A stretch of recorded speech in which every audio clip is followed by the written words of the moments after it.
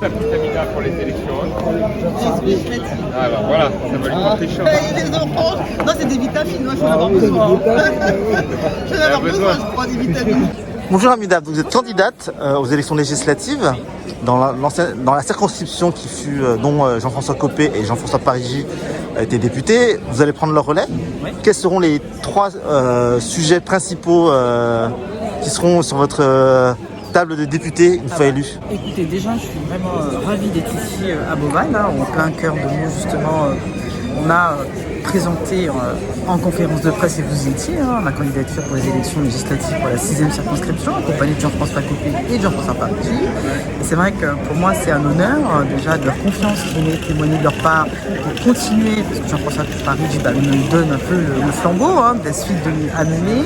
C'est vrai que les grands sujets sur lesquels je vais défendre si je suis élu à l'Assemblée nationale, c'est les sujets de transport, de sécurité, de santé, en fait tous les sujets qui préoccupent les administrés de la circonscription, de la 6e circonscription de Seine-et-Marne.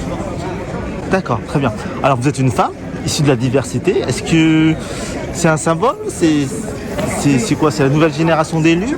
Déjà, si je suis élue, ça sera en tant qu'élue nationale. Donc je suis française, très fière d'être française, très fière de ce beau pays, et encore plus fière parce que la France me donne même pas une opportunité, cette chance, cet engagement que j'ai eu depuis très longtemps, cet engagement local, que ce soit à Meaux auprès de Jean-François Copé, que ce soit avec M. Parigi, à la région auprès de Valérie Pécresse. Donc c'est vraiment un engagement total de ma part.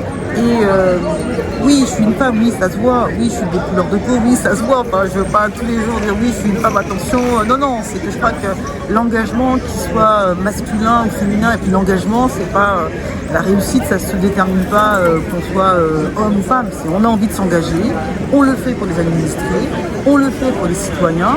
Et je crois que ça, c'est capital. Vraiment. Moi, je sais que je suis quelqu'un d'engagé sur le territoire. J'ai vraiment envie de continuer justement ce qu'a mis en place déjà quelques années Jean-François Copé quand il était député, et puis Jean-François Parigi lorsqu'il était aussi député de cette 6e circonscription jusqu'à il y a déjà un an, parce que vous savez qu'il est président du département, et avec Jean-François Copé, Jean-François Parigi et moi-même, on a vraiment cette force de frappe pour pouvoir faire remonter les dossiers des administrés de la 6e circonscription à l'Assemblée nationale si je suis élue. En une phrase, pourquoi faudra voter pour vous? Parce que j'aime la proximité, parce que j'ai au cœur l'intérêt général, et ça c'est chevillé au cœur aussi à jamais. Dire que ça a été pour moi évidemment une réflexion très très mûrie avec Jean-François. On a beaucoup parlé ensemble. Nous avons été tous les deux députés de cette circonscription et que nous avons essayé de chercher la personne dont il nous semblait qu'elle pouvait avoir les qualités d'expérience, de compétences et de connaissance du terrain pour, je dirais, prendre notre relais au service des administrés de la circonscription, une circonscription dont les dossiers et les attentes sont absolument majeures.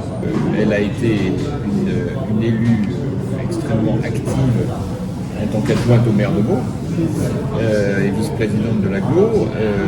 Elle connaît remarquablement bien les dossiers des habitants sur le pays de Meaux.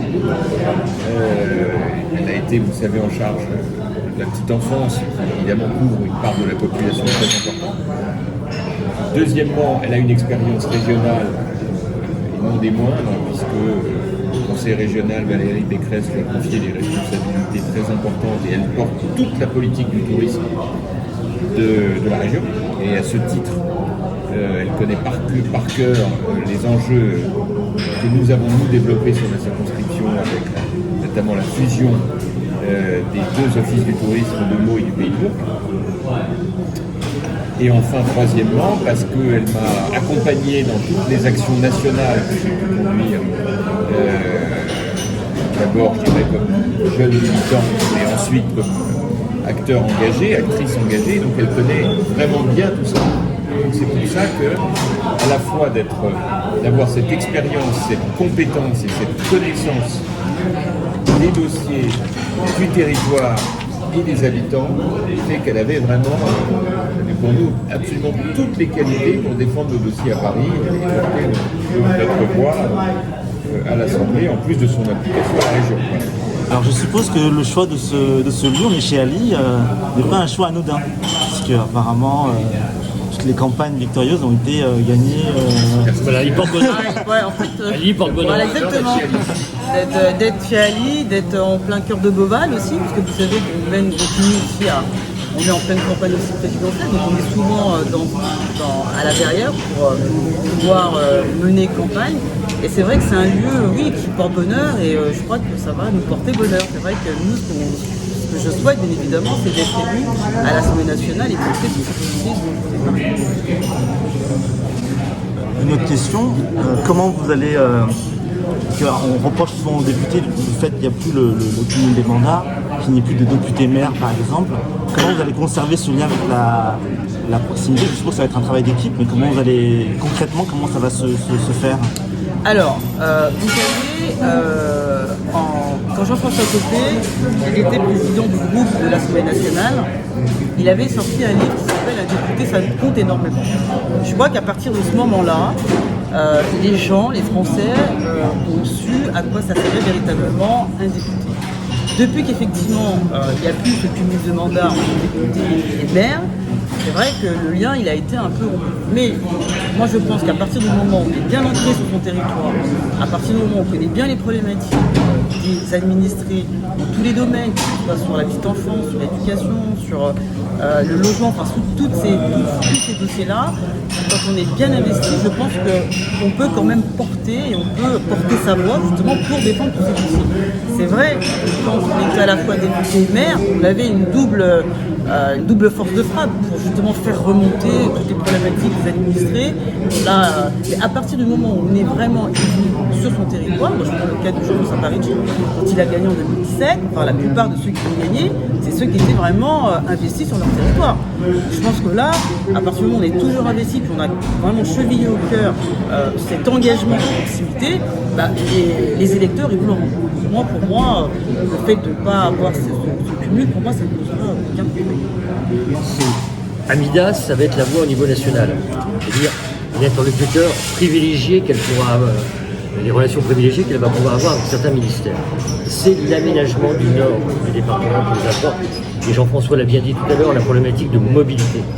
Le grand défi qui nous attend demain, c'est la mobilité. On étant tous en train, j'ai fait au nom du département les souhaits pour le futur DRIF.